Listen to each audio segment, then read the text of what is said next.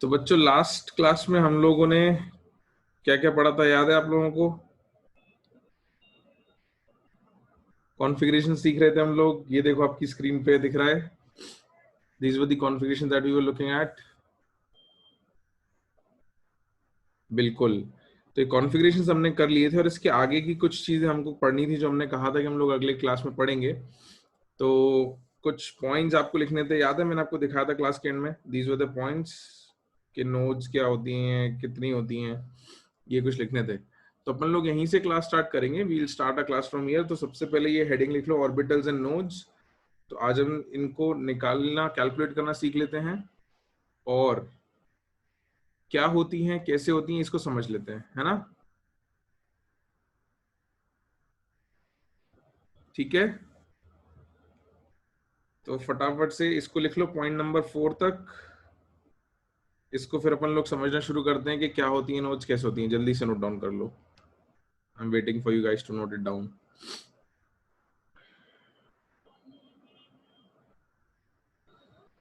हाँ जयराज, करेंगे बिल्कुल। हाँ बेटा, टेस्ट में आपका एटॉमिक स्ट्रक्चर पूरा आएगा, बिल्कुल। जल्दी से नोट डाउन कर लो, नोट इट डाउन।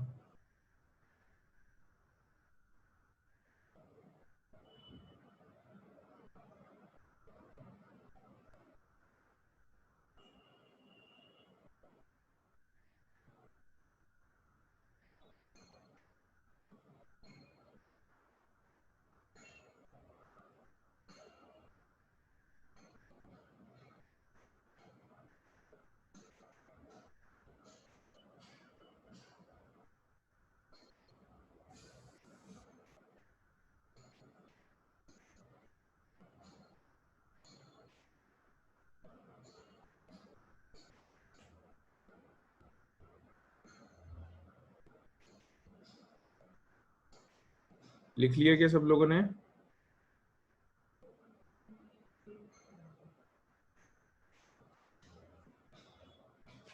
सबने लिख लिया? ओके, चलो जस्ट अ सेकेंड। तो बच्चों चलो इसको यूज कैसे करना है ये सीख लेते हैं हम लोग। Let's learn how to use this. देखो कुछ बच्चों का बचा है, चलो लिख लो लिख लो। I am waiting, I am waiting, okay I am waiting, I am waiting waiting waiting. लिखो लिखो लिखो।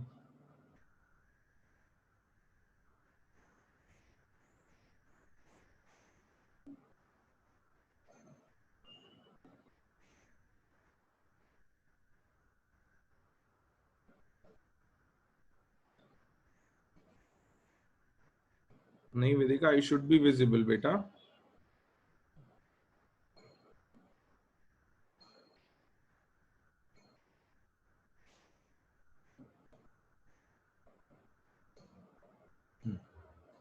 आई शुड बी विजिबल ना। चलो अब लिख लिया सब लोगों ने? Now everyone is noted it down. हाँ, तो देखो बच्चों, हमने कुछ टर्म्स लिखे हैं जो क्वांटम नंबर से कैलकुलेट होते हैं कि total number nodes is n-1, angular या planar nodes is l, radial या स्फेरिकल नोड्स इज n-l-1। तो कैलकुलेट तो हम कर लेंगे कि क्या कितना आएगा, नंबर से हम कैलकुलेट करना तो आता है, ये हम कैलकुलेट कर लेंगे। इनके मतलब क्या है ये हम डायग्राम से समझते हैं। तो सबसे पहले कैलकुलेट करते हैं कि किस ऑर्बिटल में कितनी नोड्स हैं, जिस ऑर्बिटल में जो नोड्स आएंगे उसमें उनको हम डायग्राम के थ्रू समझेंगे कि क्या क्या नोड्स हैं। तो सबसे पहले बच्चों एस ऑर्बिटल की बात कर लेते हैं अपन, है ना? पहले समझ लो, उसके बाद लिख लेना, मैं टाइम दे दूंगा। एस ऑर्बिटल में अलग अलग शेल्स में होते हैं S orbital, 1s, 2s, 3s and 4s and so on. अब अगर आपको टोटल नोड्स निकालने को बोला जाए, अगर if you are asked to tell the total nodes, तो टोटल नोड्स का फॉर्मूला आपने लिखा है n-1।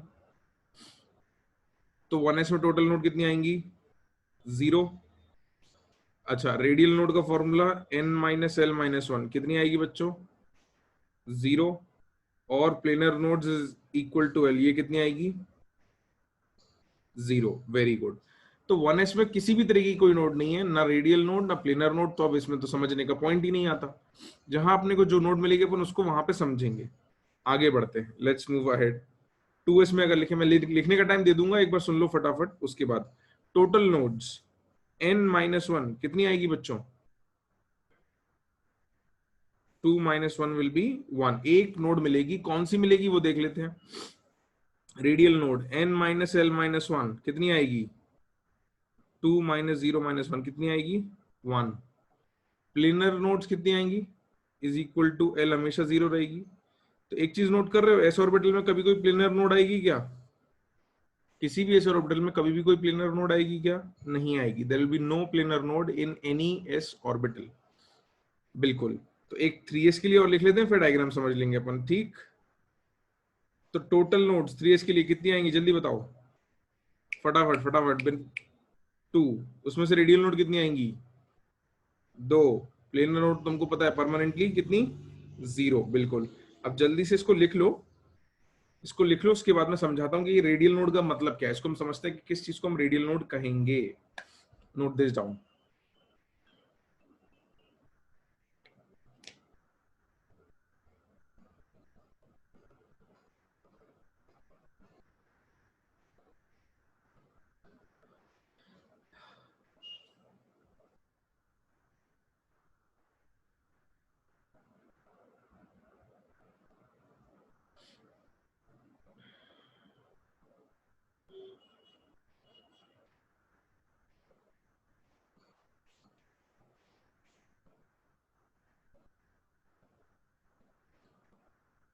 मैं समझाता हूँ श्री बेटा, वही मेरे को समझाना है कि नोट्स क्या है। That is what I have to tell you.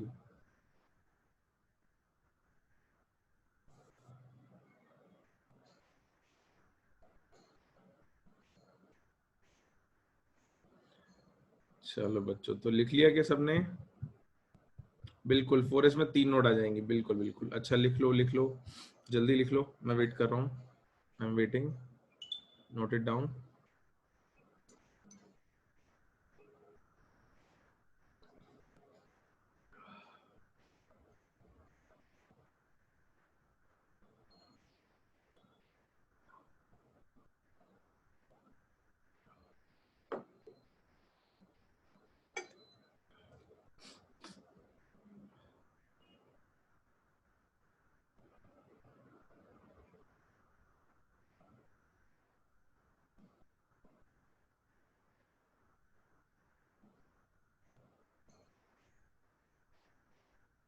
Okay, अब तो सबने लिख लिया, वेरी गुड। तो अब बच्चों समझते हैं इसका मतलब क्या है। तुमको याद है मैंने तुमको कुछ अच्छे डायग्राम्स दिखाए थे एस ऑर्बिटल के, ऐसे 1s 2s 3s, है ना? ये कुछ डायग्राम बनाए थे हमने, इसमें लिखे भी थे नोट्स। तो इसको समझते हैं इसका मतलब क्या है और इसको ड्रॉ कैसे करेंगे हम। देखो 1s में क्या होगा, ये न्यूक्लियस है।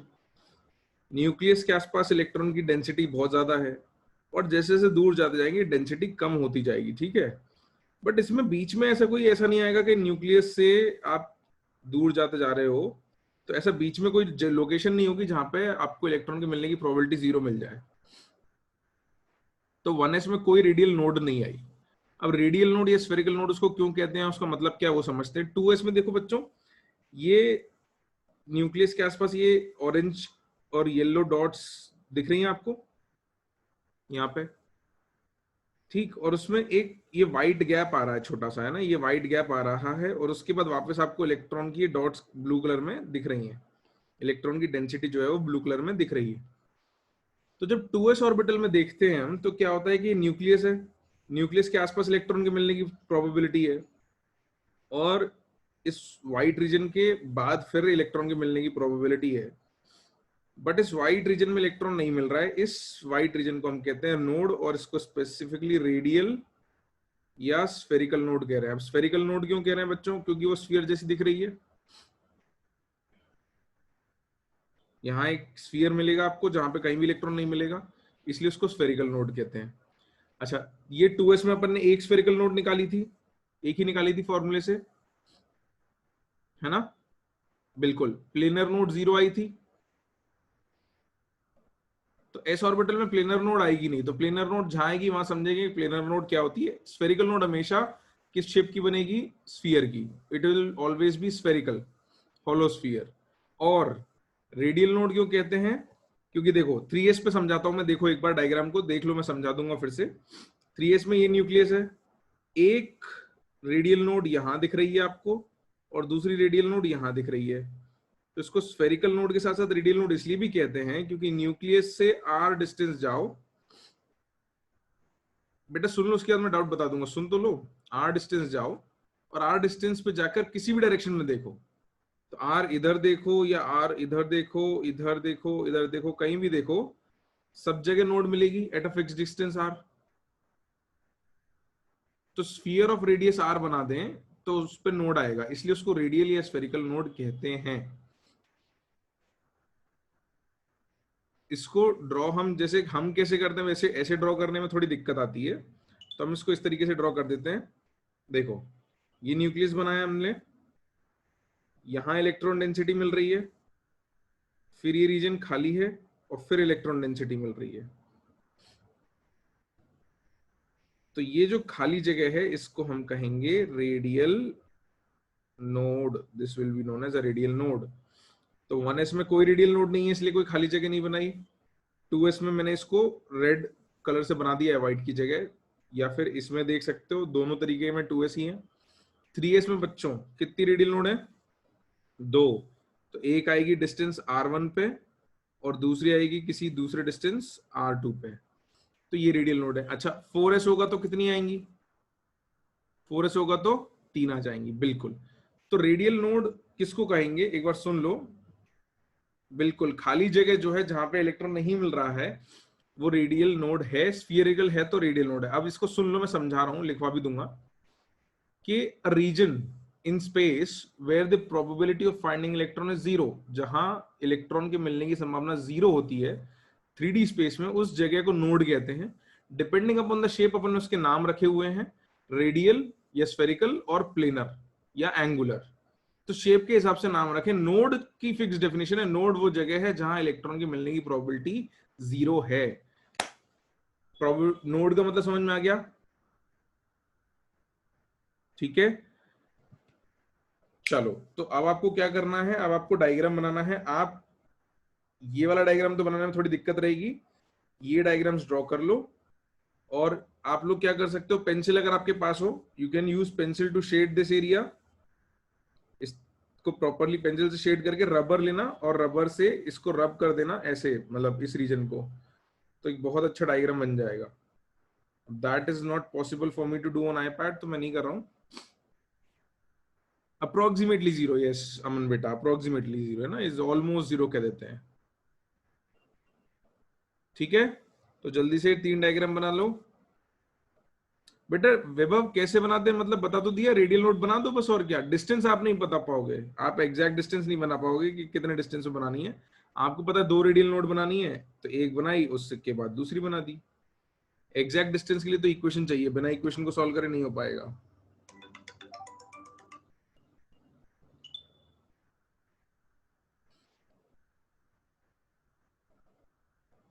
ठीक है, तो जल्दी से डायग्राम बना लो, फिर अपन और बातें डिस्कस कर लेंगे। पहले बना लो डायग्राम जल्दी से।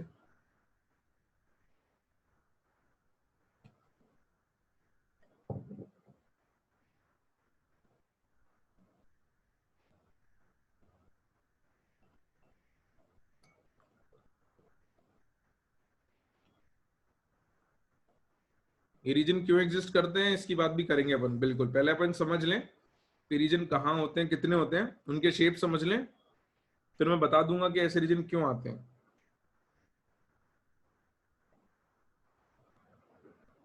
क्यों जो है वो पहले क्या के बाद में समझेंगे, पहले समझेंगे क्या होता है, कैसे होता है, और फिर क्यों समझेंगे at the end.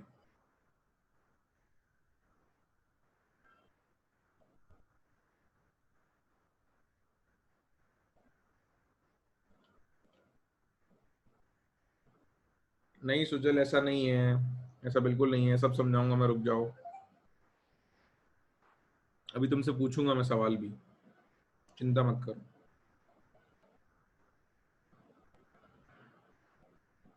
Are Sharma, नहीं बेटा, ऐसा नहीं होगा। ये सब बातें मैं तुमसे पूछूंगा आज।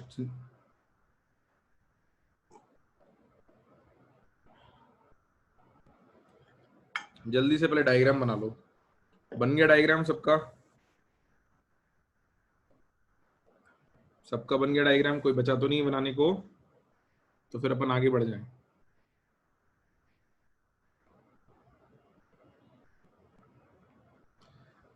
आ जाओ बच्चों, तो अपन ने स्फेरिकल नोड तो समझ ली कि स्फेरिकल नोड कैसी होती है। एक स्फीयर होगा एट ए डिस्टेंस r, यानी न्यूक्लियस से किसी भी स्फेरिकल नोड के लिए न्यूक्लियस से किसी डिस्टेंस r जाएंगे, r डिस्टेंस पे जाके एक स्फीयर बनाएंगे। उस पे अगर इलेक्ट्रॉन नहीं मिलेगा, इस स्फीयर पे कहीं भी अगर इलेक्ट्रॉन नहीं मिलता है, तो इसको अपन क्या कह देंगे? रेडियल नोड या स्फेरिकल नोड। ये स्फेरिकल नोड का मतलब हुआ। आगे बढ़ते हैं, पी ऑर्बिटल में देखते हैं बच्चों क्या होगा। तो पी ऑर्बिटल में अगर अपन 2p ऑर्बिटल की बात करें, तो रेडियल नोड का फॉर्मूला अपन ने लिखा था n-l-1। तो 2p में कितनी रेडियल नोड आएंगी बच्चों, बताना जरा। How many radial nodes in 2p? n की वैल्यू क्या रख दूं, जल्दी बताओ। 2 माइनस l की वैल्यू क्या रख दूं? 1 माइनस 1 कितना आएगा? 0। तो 2p में कोई भी रेडियल नोड नहीं होती है, ठीक है। प्लेनर नोड पे आते हैं। Planar node is equal to l, कितना आएगा ये? 1, राइट, है ना। चलो, तो अभी लिख लेना, मैं पहले सुन लो। एक काम करते हैं, मैं तुमको एक काम करो, रेडियल नोड की डेफिनेशन भी लिखवा देता हूँ, प्लेनर की भी लिखवा देता हूँ, है ना। तो तुमने ये डायग्राम बना लिया, तो उसके नीचे एक डेफिनेशन लिख लो, radial node. Radial node colon, radial node colon definition लिख लेते हैं, फिर प्लेनर नोड की डेफिनेशन लिख लेंगे। उसमें लिखो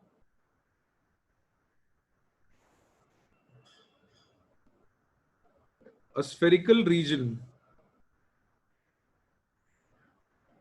a spherical region in 3D space around the nucleus at some fixed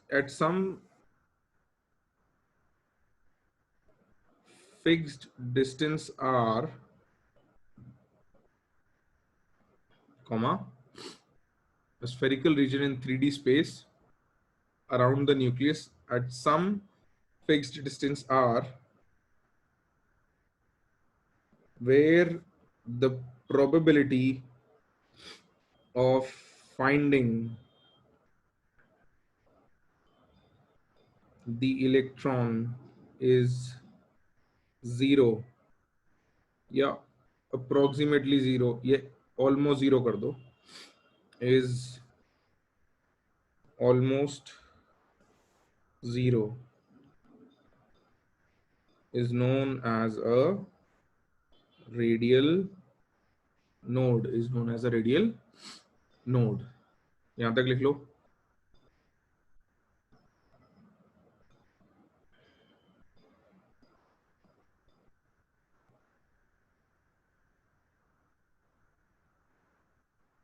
लिख लिया सबने?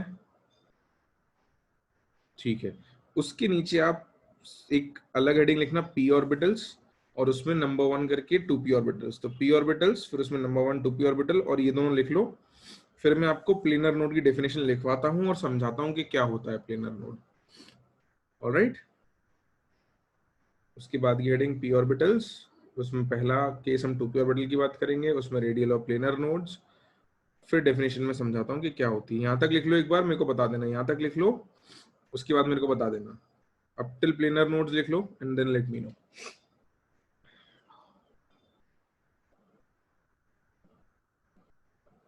टोटल लिख लो विभव, लिखना चाहते हो तो। लिखी नहीं मैंने, क्योंकि टोटल तो इसका दोनों का सम ही आ जाएगा, टोटल हमेशा यही होगा, टोटल विल बी 1। तो वो तो पहली बार फॉर्मूला यूज करने को सिखाने को बता दिया था। टोटल नोड कोई बनती तो है नहीं, बनती तो total nodes is a summation of radial node and planar node. तो इंडिविजुअली प्लेनर और रेडियल निकालनी ही पड़ती है अपने को। यहां तक लिख लिया सबने, L = 1 तक सबने? चलो अब इसको समझते हैं अपन कि होता क्या है। इधर ध्यान से देखो बच्चों, पहले समझते हैं। अब अपने को क्या पता चला कि 2p ऑर्बिटल का डायग्राम जब अपन बनाएंगे, तो उसमें रेडियल नोड तो कोई नहीं मिलेगी, एक प्लेनर नोड मिलेगी। यानी कि अगर हम 2p का डायग्राम बनाएं किसी ऑर्बिटल का, तो एक प्लेनर नोड मिलनी चाहिए। तो अपन समझते हैं कैसे मिलेगी। तो याद है ये डायग्राम अपन ने 2pz के लिए यूज किया था, this was for 2pz।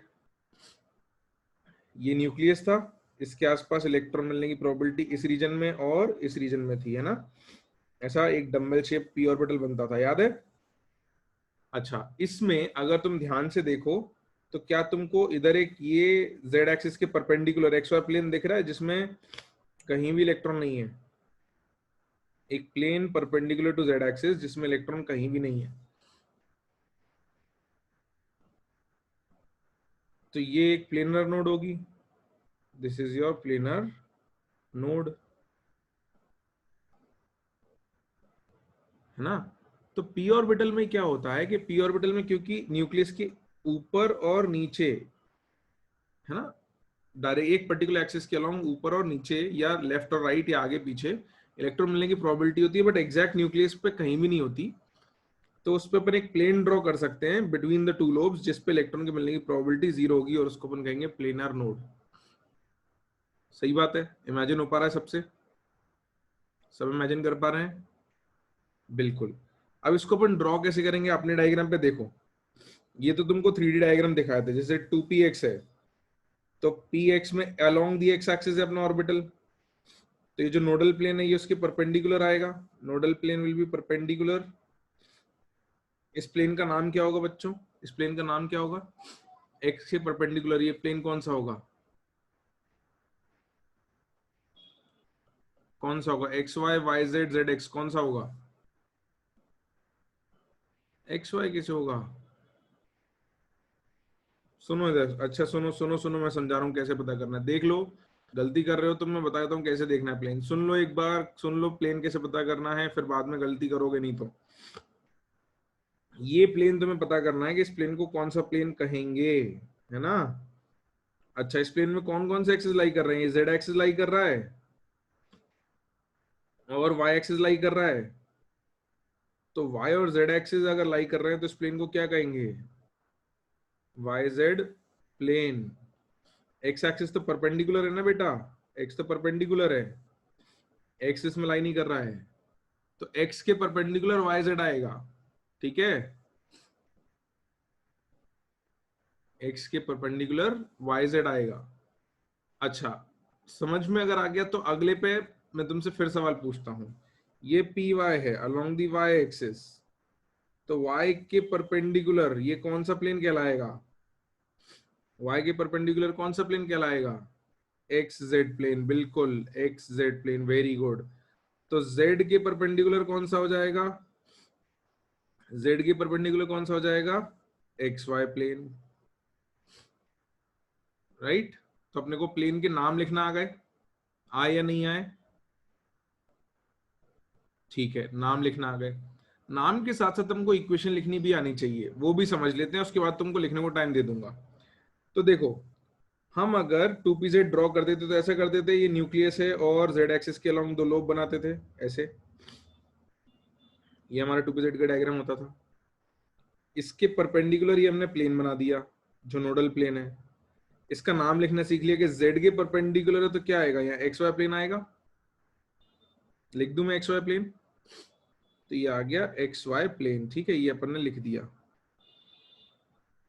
This is x y plane. इस प्लेन की अपने को इक्वेशन लिखनी है बच्चों, मैथमेटिकली इसको क्या कहेंगे। तो एक्स वाई प्लेन की इक्वेशन क्या आएगी, z इक्वल टू क्या आएगा, एक्स वाई प्लेन में z हमेशा क्या रहेगा। सिर्फ एक बच्चे का रिप्लाई आया अभी तक मेरे पास, चलो गुड, आर शर्मा के बाद गिरिजा गुड, और चयन गुड। मुझे बताओ ये एक्स वाई जो प्लेन है इसमें z की वैल्यू क्या है, z क्या रखा हुआ है यहाँ पे, z क्या है, z ये इसके परपेंडिकुलर है, तो ये यहाँ पे z की वैल्यू क्या है, 0 है या नहीं है, 0 है, विभव का भी आंसर आ गया। तो एक्स वाई प्लेन का इक्वेशन मैथमेटिकल कभी पूछ लिया जाए तो z इक्वल टू 0 आएगा। तो प्रेशा कह रही है कैसे, वृद्धि कह रही है कैसे। मुझे लग रहा था कि किसी ने पूछा नहीं। अच्छा, रुको रुको रुको रुको, मैं समझा रहा हूँ कैसे, रुको समझा रहा हूँ कैसे, तुम लोग क्या रिलेट नहीं कर रहे हो, रुको रुको सुन लो इधर, बहुत सिंपल सा लॉजिक है। बचपन में तुमने 2D कोऑर्डिनेट सिस्टम पढ़ा है, एक्स वाई पढ़ा है ना? हाँ, तो ये तुम्हारा मान लो एक्स एक्सिस है, ये वाई एक्सिस है, तो ये जो 2D प्लेन बनेगा ये एक्स वाई प्लेन ही बनेगा ना, जो बचपन से पढ़ते आ रहे हो तुम, एक्स वाई प्लेन ही पढ़ते आ रहे हो। ठीक है, अब जरा सोच के बताओ, जब तुम किसी पॉइंट के कोऑर्डिनेट्स लिखते थे, जब तुम किसी पॉइंट के कोऑर्डिनेट्स लिखते थे एक्स वाई प्लेन पे, तो उसको क्या लिखते थे? 1,1 अगर ये पोजीशन है तो लिखते थे 1,1 x comma y, this was always x comma y, right? अभी अगर z इसके परपेंडिकुलर है और 3D में बनाते हो, तो इस पॉइंट के कोऑर्डिनेट क्या लिखते हो तुम? X comma y comma z में 1,1,0 लिखते हो। अब तुम इस प्लेन में कहीं भी चले जाओ बच्चों, z हमेशा क्या रहेगा? हमेशा क्या रहता है? जीरो ही रहता है ना, क्योंकि अगर जीरो नहीं होता तो बचपन में तुमको इस एक्स वाई में दो ही क्यों लिखने होते हैं? हमेशा कुछ और भी ऐड करना पड़ता तुमको। तुमने तो कभी सोचा ही नहीं था बचपन में कि इसके 3 कोऑर्डिनेट चाहिए, है ना? तो एक्स वाई प्लेन में जेड हमेशा क्या रहेगा? हमेशा क्या रहेगा? जीरो। जेड अगर हमेशा जीरो है तो जेड इक्वल टू जीरो किसकी इक्वेशन आ गई? किस प्लेन की इक्वेशन आ गई? एक्स वाई प्लेन की इक्वेशन आ गई, z equal to zero. Clear है सबको? आया समझ? अब before you do anything else, मुझे 2 आंसर और दे दो, उसके बाद मैं आपको डायग्राम बनाने को बताऊंगा क्या क्या बनाना है। मैंने आप लोगों के लिए 2pz का डायग्राम बना दिया है ना, उस डायग्राम की मदद से हमने नोडल प्लेन लिख ली और नोडल प्लेन की इक्वेशन लिख ली। इससे हम एक जनरलाइज रिजल्ट बनाएंगे कि अगर बिना डायग्राम बनाए हमको डायरेक्ट बताना हो तो कैसे बताएंगे। ठीक है, ध्यान से सुन लेना, ध्यान से सुनना। अगर बिना डायग्राम बनाए बताना हो नोडल प्लेन की इक्वेशन तो कैसे बताएंगे? तो क्या पीजेड में नोडल प्लेन हमेशा उसके परपेंडिकुलर रहेगा? हाँ या ना? यस। तो पी वाई में भी जो नोडल प्लेन आएगा वो किस एक्सिस के परपेंडिकुलर आएगा? वाई के परपेंडिकुलर आएगा। तो वाई के परपेंडिकुलर एक्सिस कौन सा आता है? कौन सा आता है? प्लेन कौन सा आता है? सॉरी, एक्सिस नहीं, वाई के परपेंडिकुलर प्लेन आएगा एक्स जेड। बिल्कुल, वाई हटा दो, जो बच गया वो एक्स जेड। बिल्कुल, तो नोडल प्लेन अपन लिखेंगे एक्स जेड। ठीक है, वाई के परपेंडिकुलर एक्स जेड। और अगर एक्स जेड है तो क्या जीरो रहेगा उसमें हमेशा? क्या हमेशा जीरो रहेगा? वाई। बिल्कुल, y equal to zero is the equation of this nodal plane. बिल्कुल। तीसरे वाले के लिए अब आप मेरे को बताओ कि यहाँ जो 2px के आगे है कौन सा प्लेन लिख दूं मैं? x के आगे कौन सा लिख दूं? Y z. बिल्कुल। और इक्वेशन क्या लिख दूं? x equal to zero. ठीक, क्लियर सबको? ठीक है, और अब प्लेनर नोड का आपको मतलब भी बता देता हूँ बच्चों। देखो, हमने कहा था प्लेनर नोड की डेफिनेशन में, अच्छा डेफिनेशन तो लिखी नहीं है हमने, सॉरी तो इसको ड्रॉ कर लो आप, फिर मैं प्लेनर नोड की डेफिनेशन लिखवा देता हूँ, है ना? इसको ड्रॉ कर लो, इतना इतना लिख लो आप, नोट दिस डाउन, फिर मैं आपको प्लेनर नोड की डेफिनेशन लिखवाता हूँ और समझा देता हूँ एक बार। ठीक है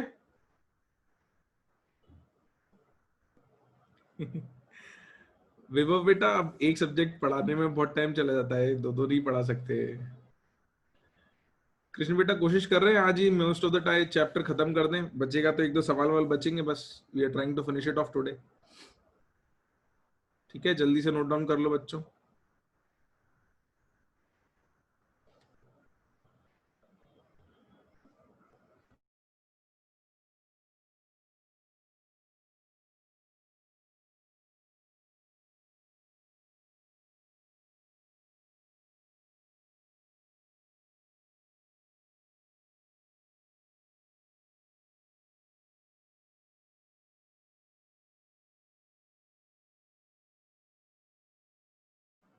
तो जब नोट हो जाए तो मेरे को बता देना, है ना?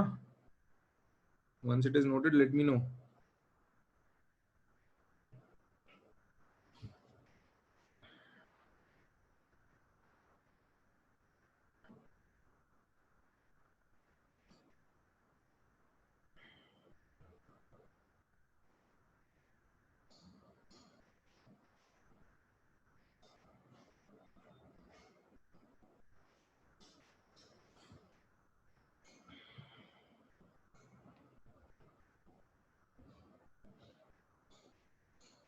नोट कर लिया सबने? अच्छा कर लो बचाए, कर लो बच्चों, कर लो। I am waiting, note it down.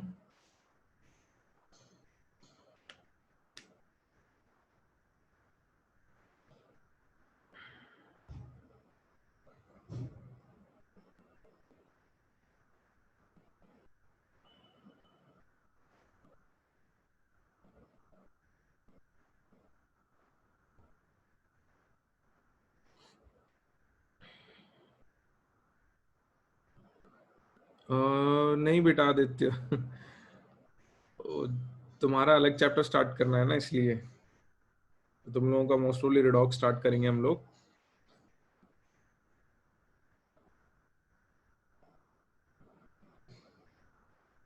हाँ ऑर्गेनिक तो हो गया, इधर फिजिकल में भी चैप्टर थोड़ा सा अलग रहेगा, तो IT section will start a different chapter. तो तुम्हारा नाम लिखा है कृष्ण गुर्जर, तो इसलिए तुमको कृष्ण बोलता हूँ। कृष्णा बोलना है क्या? Okay Krishna, okay okay okay.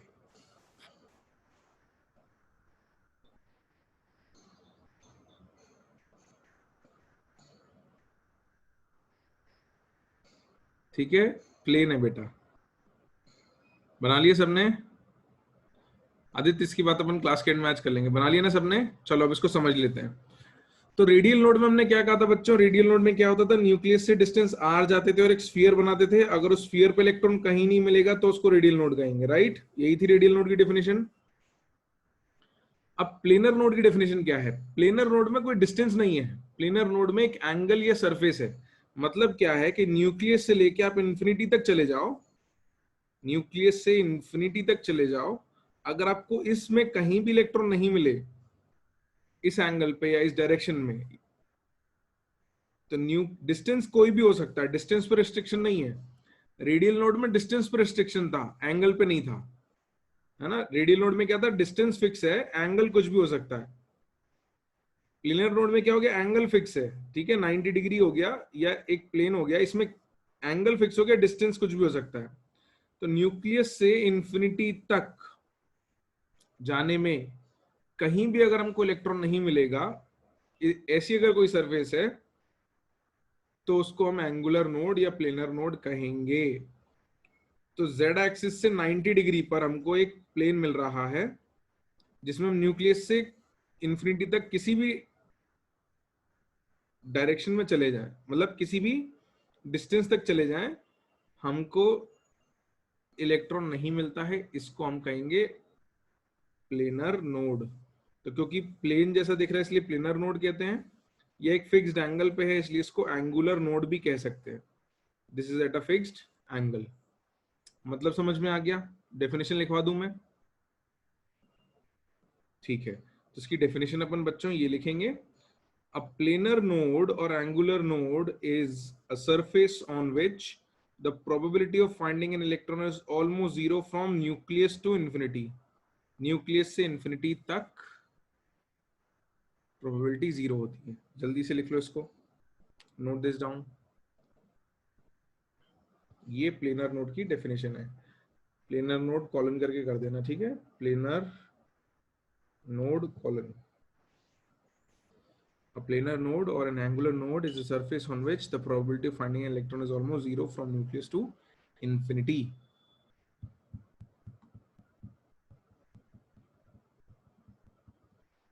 हो गया? लिख लिया सबने?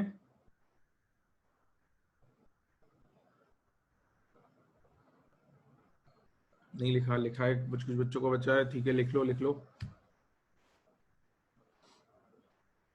लिख लो लिख लो लिख लो।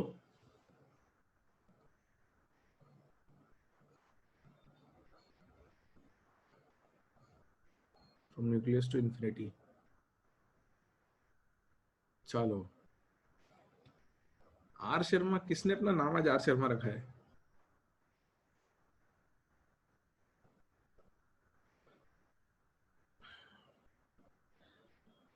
तो बच्चों, अब मेरा एक सवाल तुमसे, जो हम किसी ऑर्बिटल की नोड कह रहे हैं, क्या उस नोड पे कोई भी इलेक्ट्रॉन नहीं आ सकता, ऐसा है, या उस ऑर्बिटल का इलेक्ट्रॉन नहीं आ सकता, ऐसा है। तो कुछ बच्चे मुझसे ये बात पूछ रहे थे, क्योंकि मैंने उनको ये कहा कि मैं पूछूंगा ये बात तो थोड़ी देर में। तो अगर किसी जगह को नोड कह रहे हैं, किसी एरिया को नोड कह रहे हैं, तो क्या वहां कोई भी इलेक्ट्रॉन नहीं आ सकता, या सिर्फ उस ऑर्बिटल के इलेक्ट्रॉन नहीं आएंगे? Very good. तो ज्यादातर बच्चों ने सही समझा है।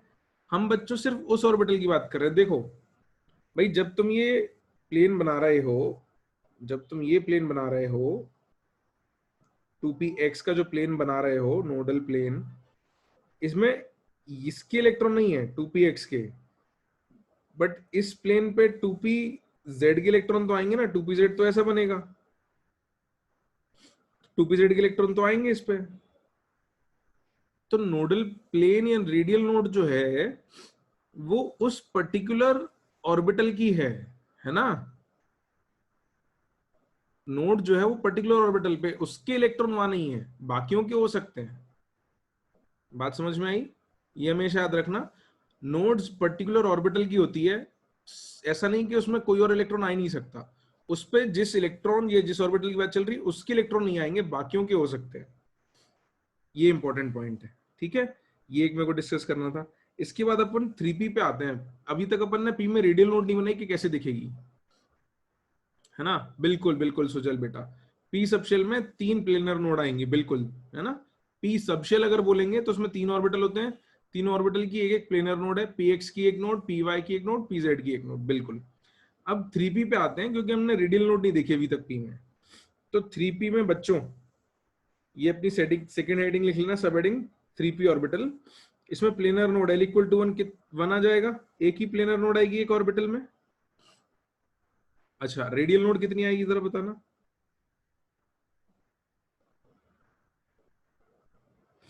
रेडियल नोड b1 आएगी, 3 -1 इज 1। तो अपने को अब रेडियल नोड बनानी है। प्लेनर तो देख लिया अपन ने भाई, 3pz की भी प्लेनर नोड वही रहेगा ना, xy प्लेन ही रहेगा। अब इसमें अपन रेडियल नोड समझ लेते हैं कि रेडियल नोड कैसे बनेगी। चलो तो देखो, ये 2pz का डायग्राम ऐसा था अपने पास, याद है। 2pz में ये प्लेनर नोड बनी थी अपनी, ये perpendicular xy plane, xy plane planar node बना था। 3p के डायग्राम में भी प्लेनर नोड तो यही रहेगी, 3p के डायग्राम में प्लेनर नोड तो यही रहेगी, xy प्लेन, इसमें दिक्कत नहीं है। रेडियल नोड आएगी, कैसे आएगी देखो। 3p का डायग्राम अगर आप बनाते बिना नोड के तो ऐसा बनता बच्चों, देखो इधर ध्यान से, ऐसा बनता, ये आपका डायग्राम होता, इसमें पूरे में इलेक्ट्रॉन होता और इसमें भी पूरे में इलेक्ट्रॉन होता, ऐसा बनता प्रॉपरली बिना नोड के। ठीक, अब हमने कहा कि इसमें एक रेडियल नोड है, एक रेडियल नोड है, मतलब यह है कि न्यूक्लियस से डिस्टेंस r जाऊंगा मैं, और r पे जाके 360 डिग्री में कहीं भी जाऊं, 360 डिग्री में कहीं भी जाऊं, इस पे इलेक्ट्रॉन के मिलने की प्रोबेबिलिटी 0 आनी चाहिए, है ना। रेडियल नोड में यही कहा था अपन ने कि at a fixed distance r from the nucleus the probability of finding electron should be 0। तो 3p को बिना रेडियल नोड के बनाते तो 2p जैसा दिखता, बस थोड़ा बड़ा हो जाता, है ना। मैं एक काम करता हूं, आपको बना के भी दिखा देता हूं। जैसे ये बना है, इसका अपन डायग्राम बनाते बच्चों। तो क्या करते अपन, देखो एक न्यूक्लियस बनाते, देखते रहना ध्यान से ऊपर बच्चों, और 2p के लिए ऐसे ये एक ऑर्बिटल बना देते जिसमें कोई रेडियल नोड नहीं थी, तो ये 2pz बन जाता, दिस वाज 2pz। अच्छा, बिना रेडियल नोड के 3pz बनाना होता तो क्या करते, इसका भी न्यूक्लियस बनाते और इसके भी 2 लोब बना देते, तो ये इसके 2 लोब बन गए, तो ये इसके 2 लोब्स बन गए अपने, बिना किसी रेडियल नोड के, बिना किसी रेडियल नोड के ये 3p बन गया। तो साइज बड़ा होता है, ये तो अपने को पता है, शेल नंबर बढ़ता जाता है तो साइज ऑफ ऑर्बिटल बड़ा होता जाता है, तो ये अपना 3p इस टाइप से बन जाता। This was our 3pz। लेकिन अब हमने कहा नहीं, इसमें एक रेडियल नोड है, रेडियल नोड है मतलब मैं इससे डिस्टेंस r पे गया और r पे जाके मैंने एक स्फीयर बनाया, तो जब मैंने R पे जाके एक स्फीयर बनाया तो इस पे इलेक्ट्रॉन के मिलने की प्रोबेबिलिटी 0 आएगी। 0 आएगी तो मुझे यहाँ से इलेक्ट्रॉन हटाना पड़ेगा और यहाँ से भी इलेक्ट्रॉन हटाना पड़ेगा। तो अब इसको हटाने के बाद, अरे सॉरी, इसको हटाने के बाद इसके नीचे इलेक्ट्रॉन मिल रहा है, इसके ऊपर इलेक्ट्रॉन मिल रहा है, इसके भी नीचे इलेक्ट्रॉन मिल रहा है, इसके ऊपर इलेक्ट्रॉन मिल रहा है। सिर्फ एट अ डिस्टेंस r मुझे इलेक्ट्रॉन नहीं मिल रहा है। एट अ डिस्टेंस r मुझे इलेक्ट्रॉन किसी भी डायरेक्शन में नहीं मिल रहा है। तो ये मेरी क्या कहलाएगी? Radial node. This will be my radial node. इसका हमने थोड़ा अच्छा डायग्राम यहाँ बना रखा है, ये हमने इसका थोड़ा अच्छा डायग्राम बना रखा है, ये दिख रहा है।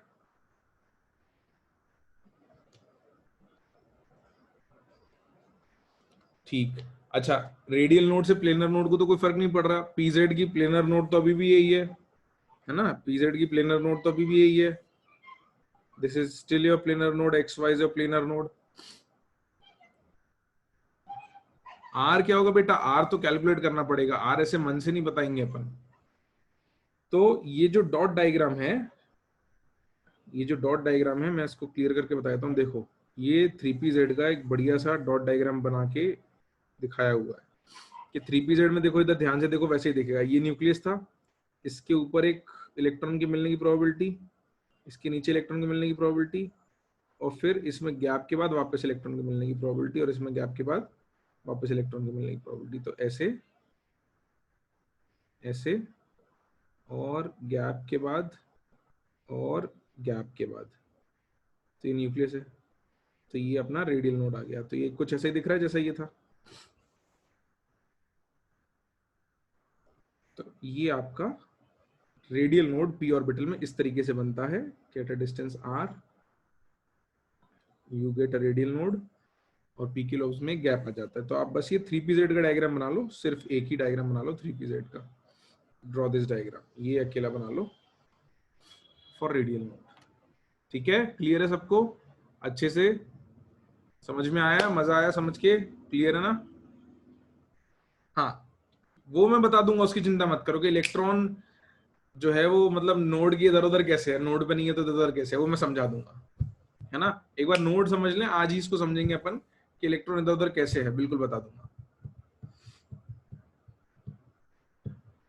कृष्ण बेटा, जेड स्क्वायर डी में आएगा, उसकी बात अपन करते हैं, चिंता मत करो, करते हैं। क्यों है नमन बेटा? नोड्स का फॉर्मूला लगाया था ना, रेडियल नोड का फॉर्मूला लगा दो, n minus L minus one, तो 3 माइनस वन एक रेडियल नोड आएगी 3p में।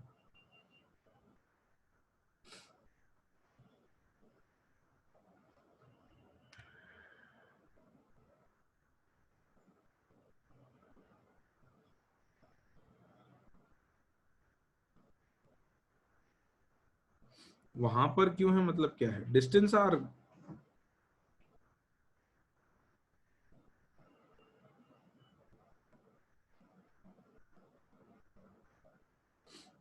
बना लो डायग्राम जल्दी से बच्चों, फिर मैं आपको बता देता हूँ। फिर अपन इसके रीजन समझेंगे कि भाई ये ऐसा जो नोड्स आ रही हैं कैसे आ रही हैं, क्यों आ रही हैं, हमको कैसे पता चली कि नोड्स यहाँ हैं, वो अपन समझेंगे। सबने बना लिया ये? Has everyone made this?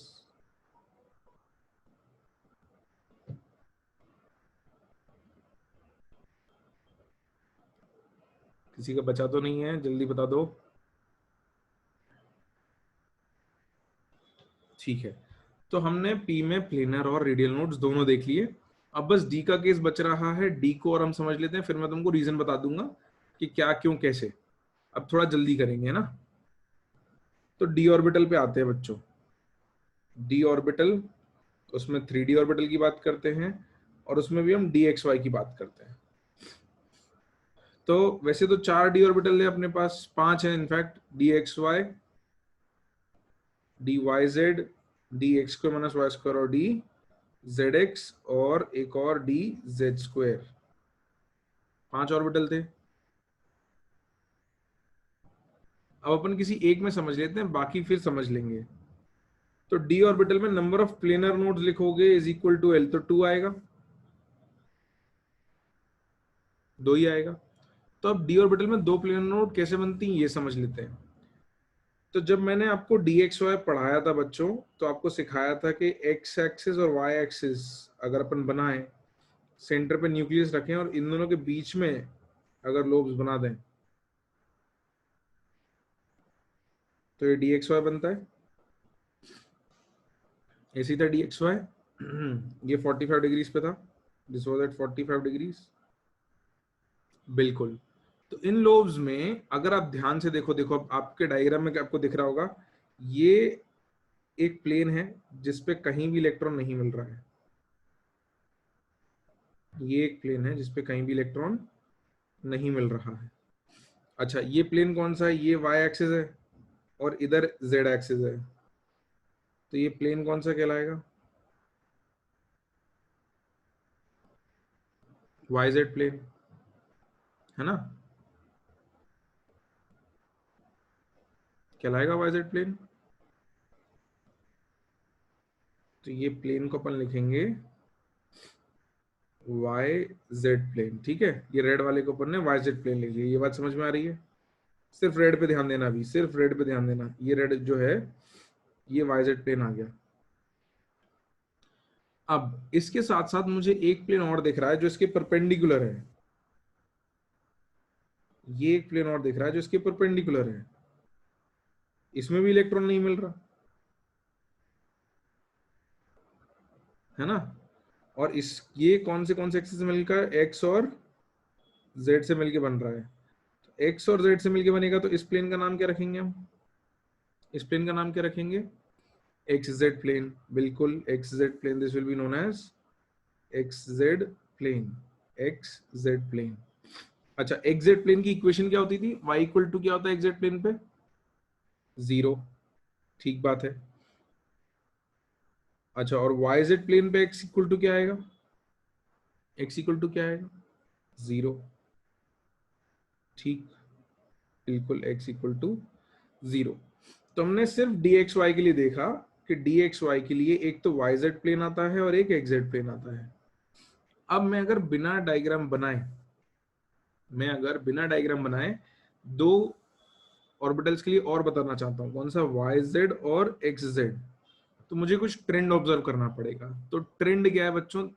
देख लो, आपको टाइम भरपूर दूंगा बनाने को, आराम से दे दूंगा 4-5 मिनट, बस पहले सुन लो ध्यान से ना, क्योंकि एग्जाम में आपका टाइम बचेगा, आपको डायग्राम ड्रॉ नहीं करना पड़ेगा और आप लॉजिक समझ लेते हो। तो जो एक्स वाई है, डी एक्स वाई, इसमें कौन सा एक्सिस नहीं इन्वॉल्व हो रहा? जेड एक्सिस इन्वॉल्व नहीं हो रहा, नहीं हो रहा ना। तो अब दो तरीके से देख सकते हो, या तो ऐसे देखो कि जेड एक्सिस नहीं है, तो एक बार एक्स के साथ जेड और एक बार वाई के साथ जेड, ये दो नोडल प्लेन बन गए, है ना। डी एक्स वाई है, बचा क्या है? जेड। तो नोडल प्लेन में जेड आएगा एक बार एक्स के साथ और एक बार वाई के साथ, तो ये दो नोडल प्लेन मिल गए। या तो ऐसे समझो, या ऐसे याद रख लो कि डी एक्स वाई अगर है तो एक प्लेन एक्स इक्वल टू 0 और दूसरा plane Y equal to 0,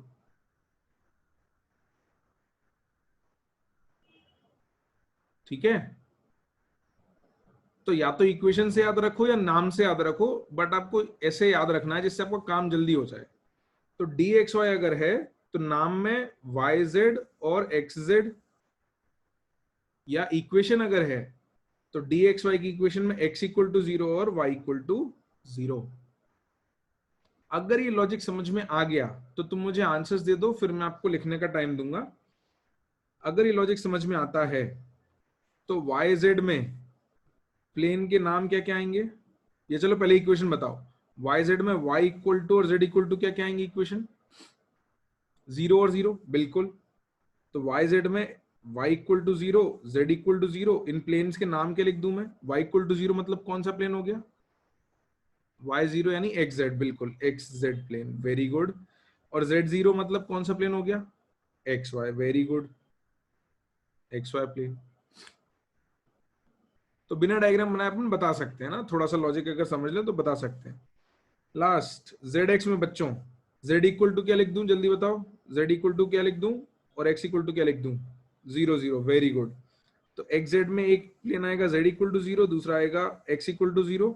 z equal to 0 plane का नाम क्या होगा, x y plane. Very good. और x इक्वल टू 0 वाले का नाम y z plane. Very good. तो ये आपके 3 केसेस हो गए 5 में से। X Y Y Z Z X, D x Y D Y Z D Z X आ गए अपने, है ना। इसके बाद 2 और बचते हैं ऑर्बिटल, बस फटाफट से उनको समझ लें। यहां तक दिक्कत तो नहीं किसी को, इजी है। चलो आखिरी 2 और समझ लेते हैं, उनमें कैसे बताएंगे अपन। देखो अब ये D x square minus Y square का diagram. D x square minus Y square में लोब्स अपने एक्सिस के अलोंग होते थे, एक्स एक्सिस के अलोंग 2 लोब्स और वाई एक्सिस के अलोंग 2 लोब्स। तो इसका जो नोडल प्लेन बनेगा वो कहां बनेगा, एक तो ये बनेगा इन दोनों लोब्स के बीच में, और दूसरा इसके परपेंडिकुलर आएगा। ये 2 नोडल प्लेन्स आएंगे, दिख रहा है, ये ऐसे कट कर रहा है। देखो ये जो है इसको हमने सिर्फ डॉट बनाई, यानी मैं आपको सिर्फ ये वाली लाइन दिखा रहा हूँ इस प्लेन की। प्लेन पूरा होगा ऐसा, पूरा प्लेन होगा, लेकिन अपन सिर्फ सामने वाली लाइन देख रहे हैं। समझ आ रहा है, ये 45 डिग्री एंगल पे, एक्स एक्सिस से 45 डिग्री पे। तो ये अगर व्हाइट पेंसिल एक्स एक्सिस है तो सिर्फ 45 डिग्री पे आपको प्लेन दिख रहा है ना। और दूसरा प्लेन इसकी परपेंडिकुलर हो जाएगा एक्स एक्सिस से नीचे 45 डिग्री पे, ये वाला प्लेन नीचे। दिख रहे हैं ना 2 प्लेन्स, कोई दिक्कत तो नहीं है, एक ऐसा और एक ऐसा, दोनों परपेंडिकुलर दिख रहे हैं। हाँ, अब इनकी इक्वेशन लिखनी, ये थोड़ा ध्यान की बात है, सुनो बच्चों। अब ये क्योंकि किसी भी एक्सिस के अलोंग नहीं है, ये प्लेन किसी एक्सिस के अलोंग नहीं आ रहा और ये प्लेन भी किसी एक्सिस के अलोंग नहीं आ रहा, तो अपन क्या करेंगे, इसकी इक्वेशन अगर लिखनी पड़े तो मुझे ये बताओ कि इस प्लेन पर इस पॉइंट पर x की वैल्यू अगर 1 है तो y की वैल्यू क्या आएगी। x की वैल्यू 1 है तो y की वैल्यू क्या आएगी, 1। अच्छा, x की वैल्यू 2 है तो y की वैल्यू क्या आएगी, 2। x की वैल्यू अगर 3 है तो y की क्या आएगी, 3। तो इक्वेशन क्या बन रही है, क्या फॉलो हो रहा है, x is equal to, x किसके बराबर आ रहा है, y। बिल्कुल, ये इक्वेशन याद रखना, x इक्वल टू y है। दूसरा देखो, यहां अगर x 1 है तो y की वैल्यू क्या आ रही है, y की वैल्यू क्या आ रही है, -1। बिल्कुल। x अगर 2 है तो y की वैल्यू क्या आ रही है, -2। x अगर 3 है तो y की वैल्यू क्या आ रही है, -3।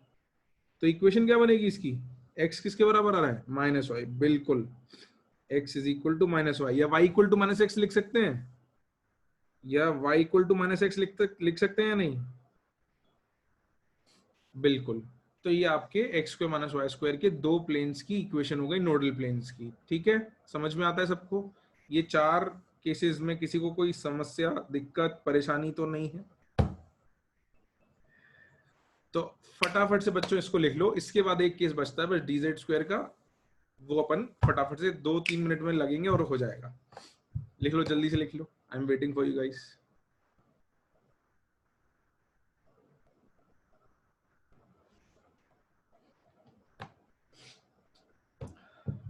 पलक बेटा लिख लो, मैं बता दूंगा, लिख लो लिख लो, एक बार लिख लो। बिल्कुल सुजल, जो 3p का प्लेनर नोड है 2p का भी प्लेनर नोड, इक्वेशन वही रहेगा, एग्जैक्ट सेम प्लेन रहेंगे, बिल्कुल रहेंगे।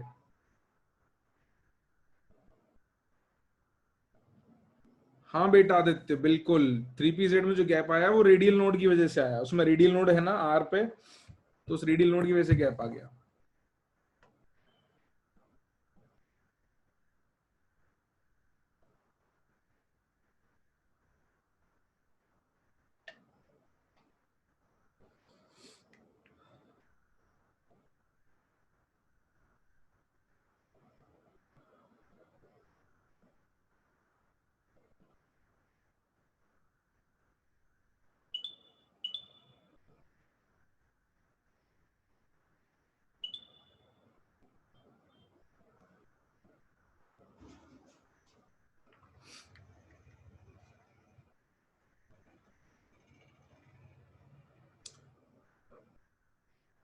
प्रीति बेटा इसके बारे में अपन बिल्कुल आज बात कर लेंगे क्लास के एंड पे, मेरे को याद दिला देना, once we end our class अपन लोग डिस्कस कर लेंगे, है ना, वी विल डिस्कस।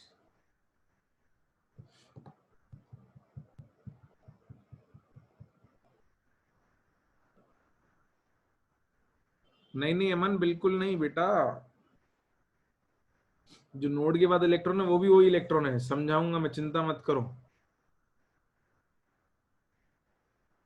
कॉस्ट तो 350 नहीं यार, 650। बन गए क्या डायग्राम सब लोगों के? बन गए?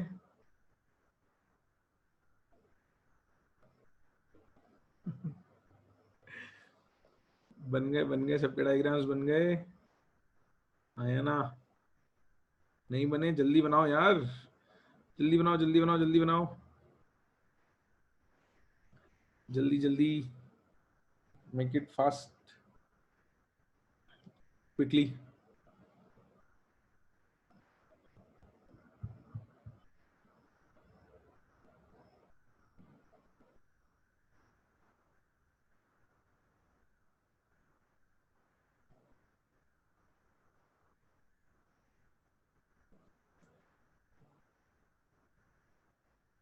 लिख लिया सबने?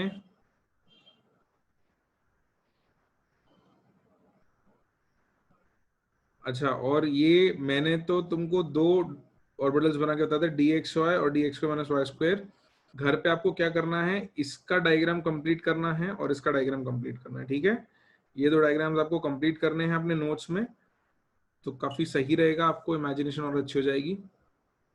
तो ये दो डायग्राम कंप्लीट कर लेना फटाफट से, आज आज का होमवर्क रहेगा ये पार्ट, है ना? चलो 3D Z² पे आ जाए बच्चों, लास्ट बचा अपना डी का। आ जाओ आ जाओ। तो ये वो 3D डायग्राम्स याद हैं अपन ने जो देखे थे, कि भाई एक्स वाई का नोडल प्लेन ये बनेगा और उसके परपेंडिकुलर बनेगा, ये जो अपन ने बनाई, ये सब उसके 3D डायग्राम्स, ये अपन ने देखे हुए हैं पहले, राइट? ये सब दिखाए थे आप लोगों को। इसी तरीके से मैंने आपको Z² का डायग्राम भी दिखाया था, देखो याद आया? ये Z² का डायग्राम देखा था अपन ने, अब अपन वापस जूम इन कर लेते हैं। हाँ, तो Z² में बच्चों प्लेनर नोड नहीं आता, एंगुलर नोड आता है, इसलिए यहाँ पे सिर्फ एंगुलर नोड लिखा है, क्योंकि देखो ये प्लेन नहीं बनता। देखो Z² का शेप ऐसा है कि इसमें न्यूक्लियस से ऐसा एक कोन बनेगा, यहाँ ऐसे और ऐसे गए, और ये एक कोनिकल सरफेस बनी, है ना, एक कोनिकल सरफेस मिलेगी। इस सरफेस को न्यूक्लियस से इंफिनिटी तक चलते जाओ, कहीं भी इस पे इलेक्ट्रॉन नहीं मिलेगा,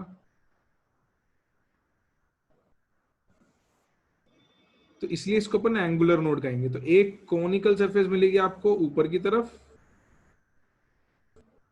और एक कोनिकल सरफेस मिलेगी ऐसे ये नीचे की तरफ, ये देखो ये रिंग और लोब के बीच में ऐसे मिलेगी।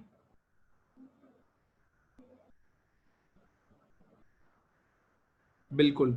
तो इसको अपन एंगुलर नोड कहते हैं, क्योंकि प्लेन नहीं है इसलिए इसको प्लेनर नोड नहीं कह पाते। बाकी सब केसेस में ये जो एंगुलर नोड थी वो प्लेन जैसी दिख रही थी, इसलिए उसको प्लेनर नोड कह रहे थे। यहाँ इसको एंगुलर नोड, या अगर आपको शेप का नाम देना हो तो क्या नाम दोगे आप इसको? कॉनिकल कह सकते हो, कॉनिकल नोड कह सकते हो। बिल्कुल, तो एंगुलर नोड है, शेप इसका कॉनिकल होगा। तो इसका डायग्राम ऐसा वाला बनाने में तो बच्चों बहुत दिक्कत आएगी, आप ऐसा बना सकते हो, एक लोब बनाओ ऐसे, दूसरा लोब बनाओ, ये रिंग ड्रॉ करो जैसे अपन ने ड्रॉ करी थी, फिर रिंग में यहाँ ऊपर एक नोड और ये नीचे एक नोड, ठीक है? ऐसे ड्रॉ कर लो फटाफट से, ये एक Z² का डायग्राम ये वाला आपको ड्रॉ करना है, कर लो ड्रॉ जल्दी से। तो Z² में अपने को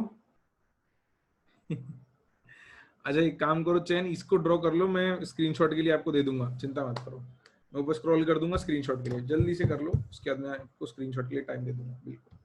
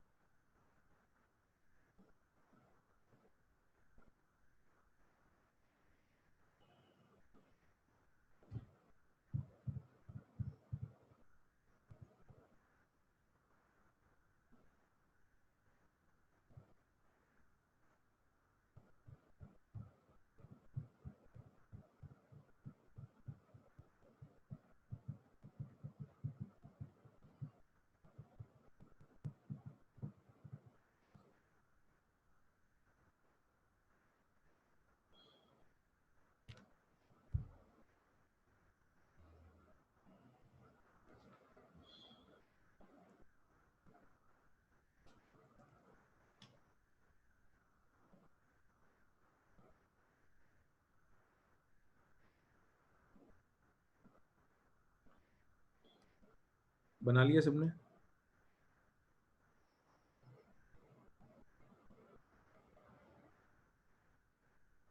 सबने?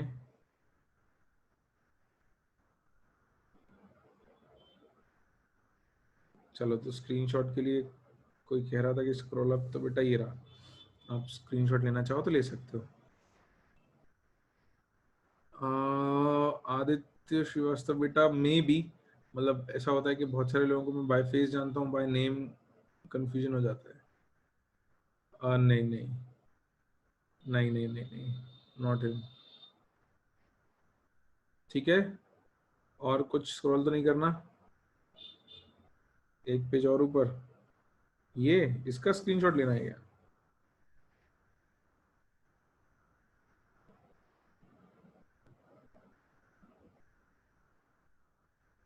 इसका स्क्रीनशॉट,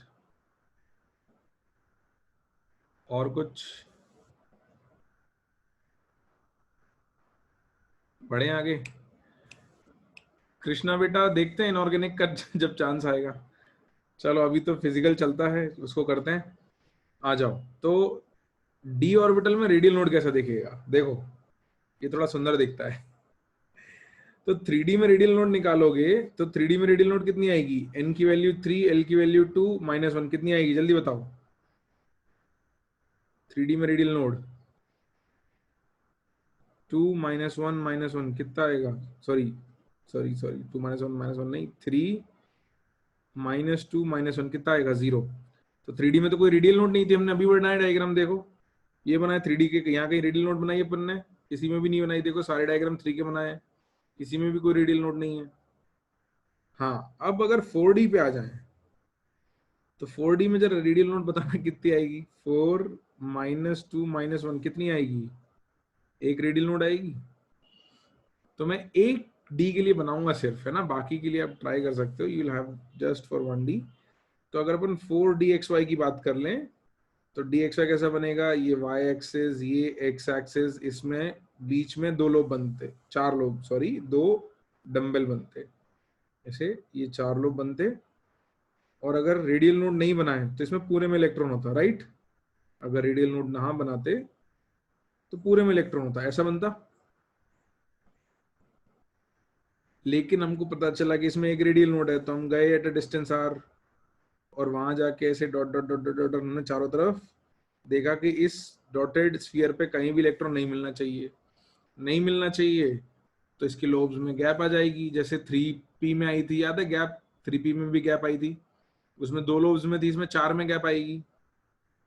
तो ये चारों में ये गैप आ गई ना, this is your gap in the four lobes, या टू डम्बल्स में ये गैप आ जाती है। इस गैप को हम रेडियल या स्फेरिकल नोड कहेंगे, किसमें? 4DXY में। तो ये बना लो फटाफट से, एक ही में बनाते हैं, इससे ज्यादा की आपको जरूरत नहीं पड़ेगी। बाकी के आप चाहो कभी तो एज अ सेल्फ एक्सरसाइज आप बना सकते हो, इसको फटाफट से बना लो बच्चों। फिर मैं समझाता हूँ कि क्या नोड है, क्यों नोड है, कैसी है। श्रोडिंगर्स इक्वेशन को थोड़ा बहुत हम लिख लेते हैं और समझते हैं कि ये सब आया कैसे, पता कैसे चला।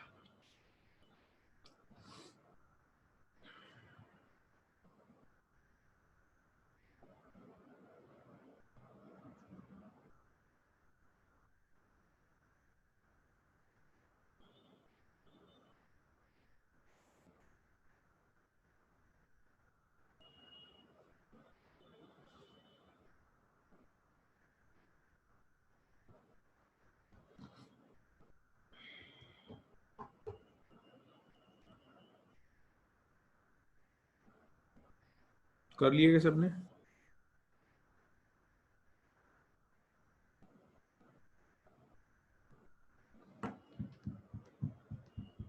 बना लो बना लो, आई एम वेटिंग।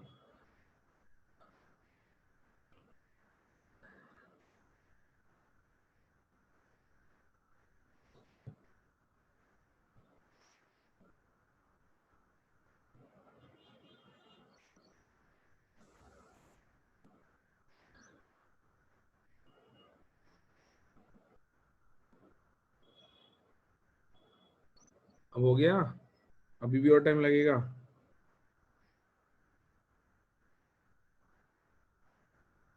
सबने कर लिया? बड़े आगे समझे?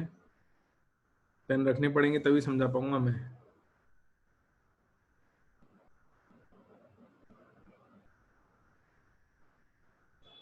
थ्री पी के प्लेनर नोड में टू पी ऑर्बिटल है? नहीं नहीं बेटा, ऐसा नहीं है। टू पी जेड अगर तुमने बनाया है और थ्री पी जेड बनाओगे तो ऐसा बनेगा।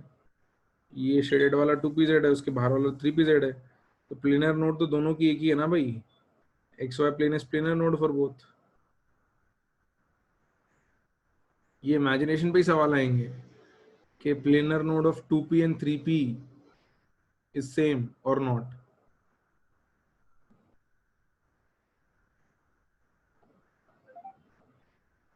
नहीं, शेप बनाने को नहीं आते हैं, शेप बनाने को नहीं आएंगे। ये ड्रॉ कर लिया सबने? तो मैं आपको अब क्यों पे बताऊं कि क्या है क्यों है, और आपको उससे और काफी चीजें क्लियर हो जाएंगी।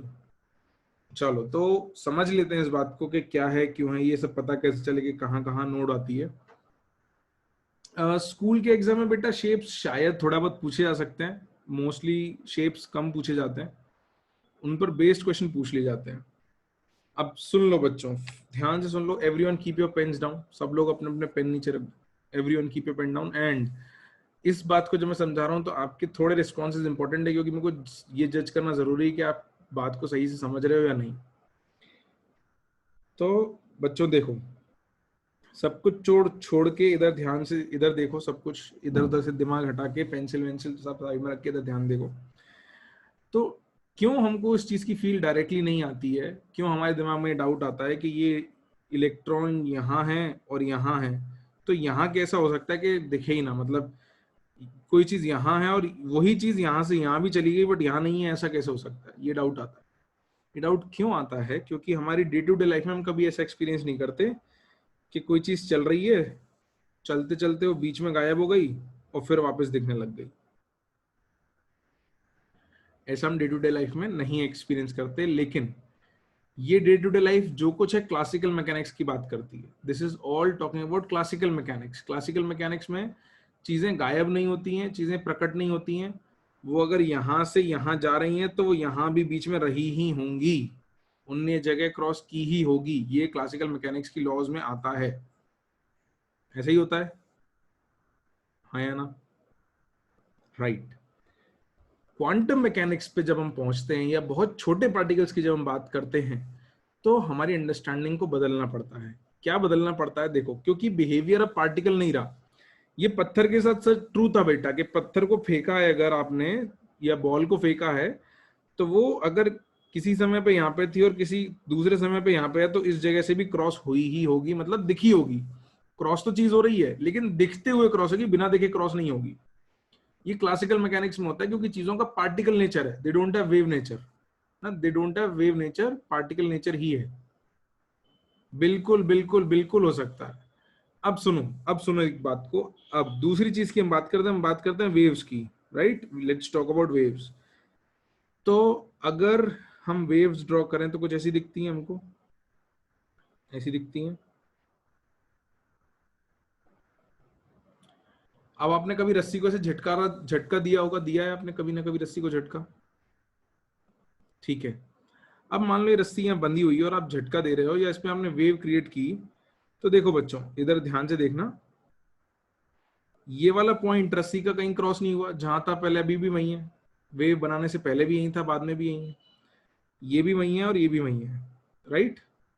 लेकिन ये जो पॉइंट है ये तो इतना ऊपर चला गया। तो जब रस्सी मूव हो रही है, ये पॉइंट यहां से खिसक नहीं रहा है ना? मैं फिर से बना देता हूं इसको थोड़ा सा क्लियर करके। जब रस्सी मूव हो रही है तो ये पॉइंट कहीं शिफ्ट नहीं हो रहा, लेकिन इस पॉइंट के थ्रू एनर्जी पास हो रही है। Energy is being transmitted from this point without shifting this point, हो रही है ना? तो क्वांटम मैकेनिक्स में क्या होता है या डुअल नेचर में क्या होता है, इलेक्ट्रॉन की एग्जिस्टेंस हम कहाँ मानते हैं? इलेक्ट्रॉन को डुअल नेचर माना अपन ने डी ब्रोगली में। डुअल नेचर माना था कि वो पार्टिकल वेव दोनों की तरफ बिहेव करेगा। तो जब आप वेव नेचर मानते हो तो पार्टिकल की एग्जिस्टेंस वहां मानी जाती है जहां उसकी एनर्जी या एम्पलीट्यूड मैक्सिमम आता है। जैसे इलेक्ट्रॉन की वेव अगर है तो इलेक्ट्रॉन की वेव को जब हम ऑब्जर्व करेंगे तो इलेक्ट्रॉन की वेव का एम्पलीट्यूड यहाँ मैक्सिमम है, यानी कि यहाँ पे हमको पार्टिकल जैसा कुछ प्रतीत होगा कि है। फिर हमको इलेक्ट्रॉन की नेगेटिव वेव एम्पलीट्यूड यहाँ मिलेगी, तो यहाँ प्रतीत होगा कि इलेक्ट्रॉन है, यहाँ भी प्रतीत होगा कि इलेक्ट्रॉन है। लेकिन यहाँ पे जहां पर इलेक्ट्रॉन की वेव की वैल्यू 0 है, यहाँ पे हमको कोई पार्टिकल का एग्जिस्टेंस नहीं दिखता है। तो हमको क्या दिखता है कि इलेक्ट्रॉन यहाँ था, फिर यहाँ है, फिर यहाँ है। इस पॉइंट पे हमको कभी इलेक्ट्रॉन दिखा ही नहीं। जहां उसकी वेव की वैल्यू इक्वेशन की 0 हो जाती है, जहां इलेक्ट्रॉन वेव की वैल्यू 0 हो जाती है, वहां हमको इलेक्ट्रॉन मिलता ही नहीं है, दिखता नहीं है। अल्टीमेटली क्या हुआ है, सुनो, अल्टीमेटली डायग्राम कैसे बना, हमने हम में से किसी ने ऑर्बिटल नहीं देखे हैं, किसी ने इलेक्ट्रॉन नहीं देखा, किसी ने भी नहीं देखा। कैसे बने हैं ये समझ लो, है ना। सुन लो सुन लो सुन लो सुन लो, कैसे बने हैं। आप लोगों को क्वाड्रेटिक इक्वेशन लिखनी आती है, ax² + bx + c ऐसे लिखनी आती है। इसमें मैं a की वैल्यू 1 रख दूं, b की वैल्यू 0 रख दूं, c की वैल्यू 0 रख दूं, abc में a1 b0 c0 रख दूं। ये अगर मेरा y है तो y क्या आ जाएगा, x² आएगा, x² आएगा। इसका अगर मैं डायग्राम बनाऊंगा y = x², तो ऐसा बनेगा।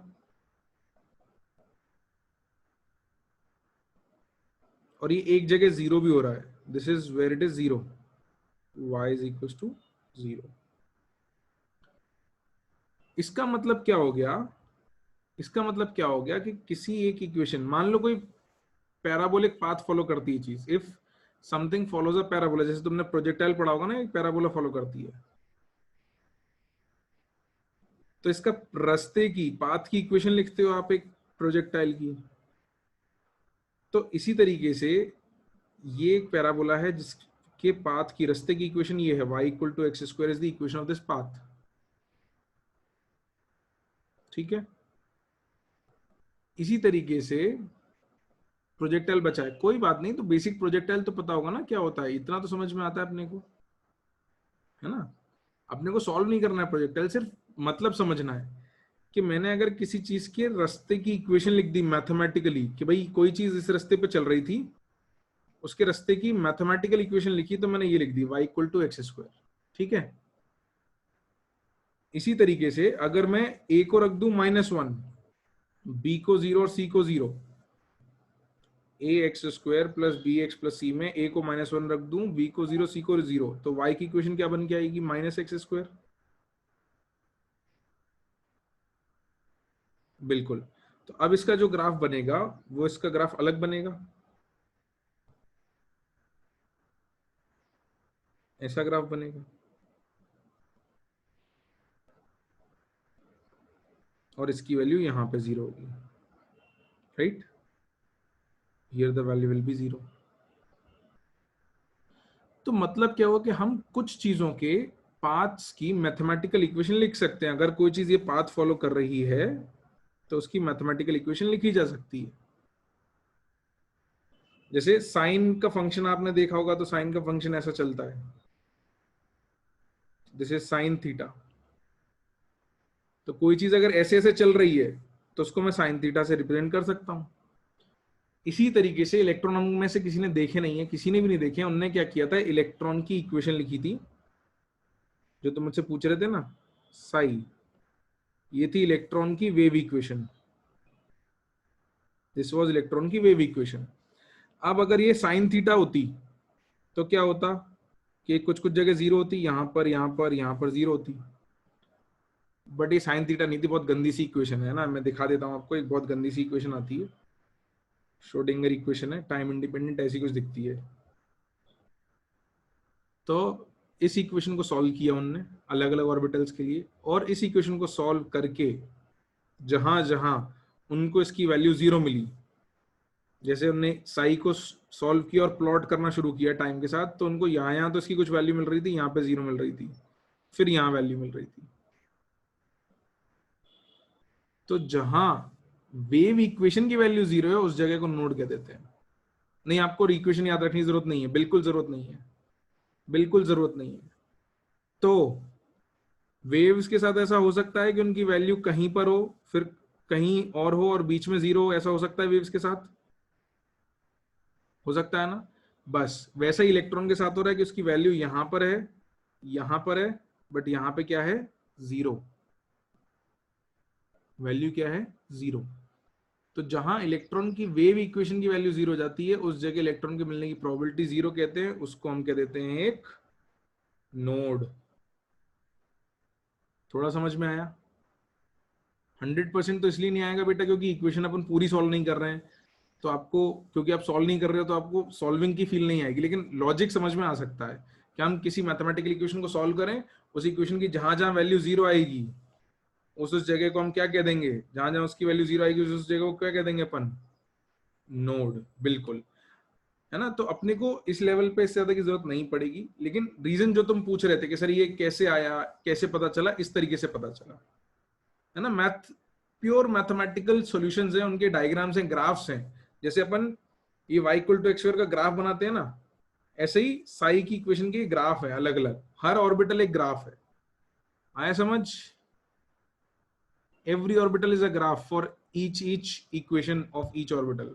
हर एक ऑर्बिटल की इंडिविजुअल इक्वेशन लिखी, उसको ड्रॉ किया, प्लॉट किया और ग्राफ बना दिया। ठीक है।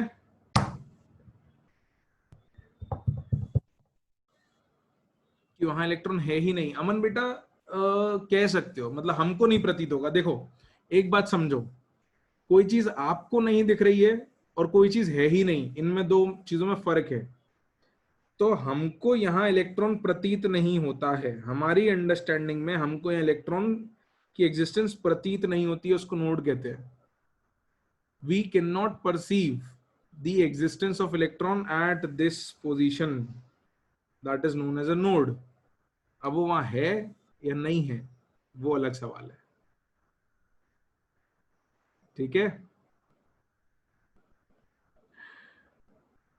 क्लासिकल मैकेनिक्स के हिसाब से कहोगे तो हम कह देंगे कि नहीं है, अगर क्लासिकल मैकेनिक्स के हिसाब से कहोगे तो हम कह देंगे कि नहीं है, बट क्वांटम मैकेनिक्स में होना ना होना बहुत अलग चीज है।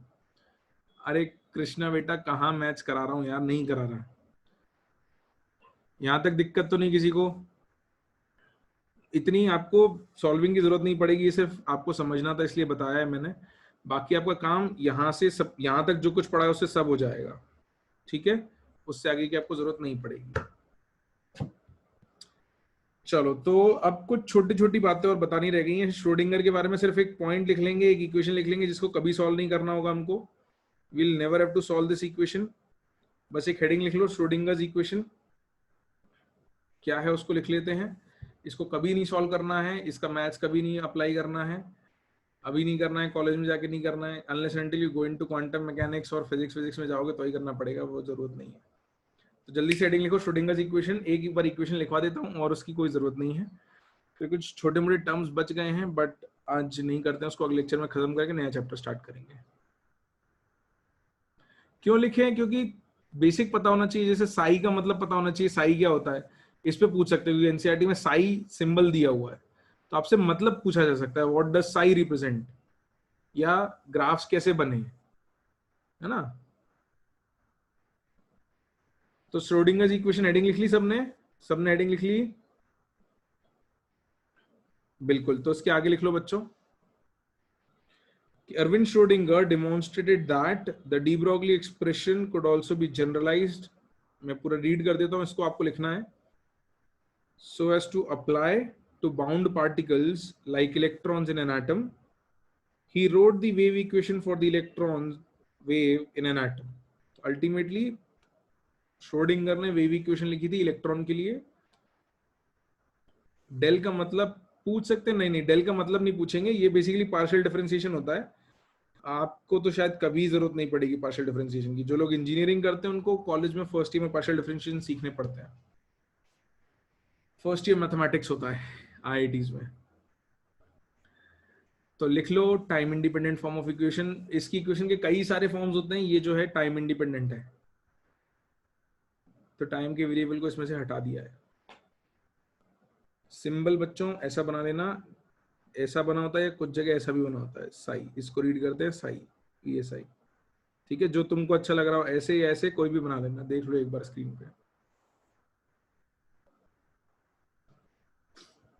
ठीक है,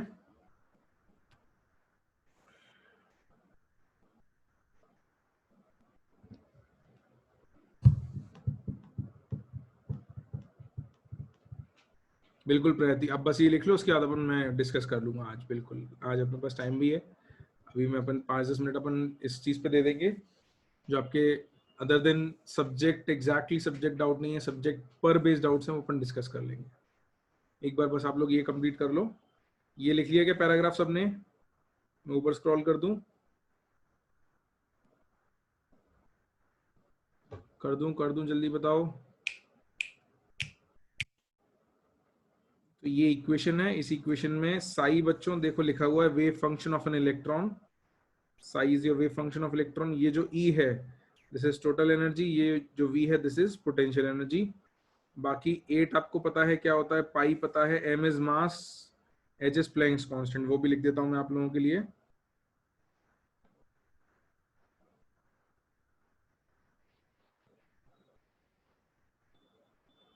m is mass of electron and h is Planck's constant। ये नोट कर लो।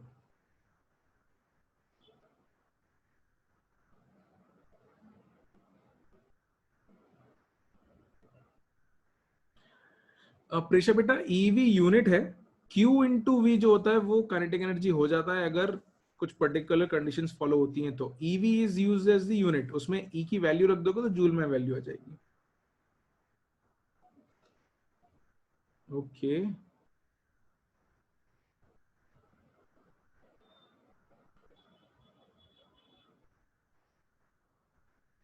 डन।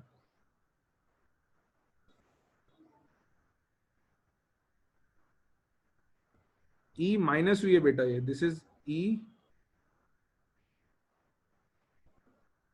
ये this is, sorry this is E minus V, तो total energy minus potential energy, तो बेसिकली काइनेटिक एनर्जी रह जाएगी, दिस इज काइनेटिक एनर्जी। वृद्धि बेटा आपको सॉल्व नहीं करनी पड़ेगी, आपको सॉल्व नहीं करनी पड़ेगी।